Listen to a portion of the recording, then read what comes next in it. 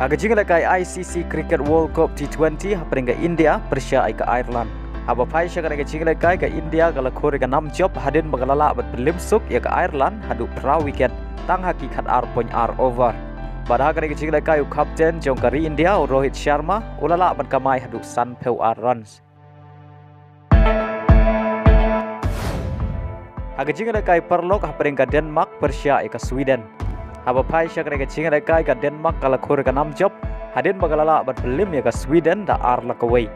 Bari aga gol penjob jong ga Denmark layok ben tap haswa ben kut ka jinglakai lengbau erection kata ha menit ka praben riu.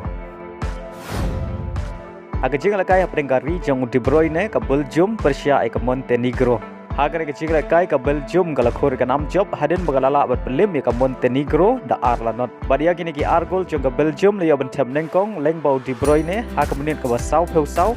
Bari aga gol ka ba ar layok ben tap haswa ben kut ka jinglakai kata ha menit ka kendai peu plus lai lengbau terusat.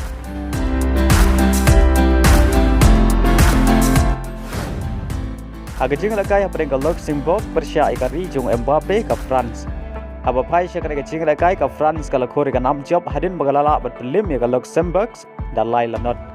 Bad ha ga jinglakai orang ilakai bekensai jong ka France u Mbappe uliyo ben tap shigol kata haswa ben kut ka jinglakai ha ka menit ka pra peusan. Aga jinglakai haperingga Spain Persia ika Andorra. Haga jinglakai ka Spain kala khore ga 6 job hadin bagalala bat belim suk ya ga Andorra hadu san lanot. Pada hakan yang jinglakai Michael Oyarzabal uliyo ben tap Hattrick kata uliyo ben tap haga menit ke basan peulai Henry penriu pada haga menit bah nyau peulai. Haga wei par jinglakai parlok haperingga ri jong Haaland ka Norway Persia ya ka Kosovo. Aba pai syakna jinglakai ka Norway kalau khore ga 6 job hadin bagalala bat belim suk ya ka Kosovo da lai lanot. Pada hakan yang jinglakai orang ilakai bekensai jong ka Norway Erling Haaland uliyo ben tap Hattrick.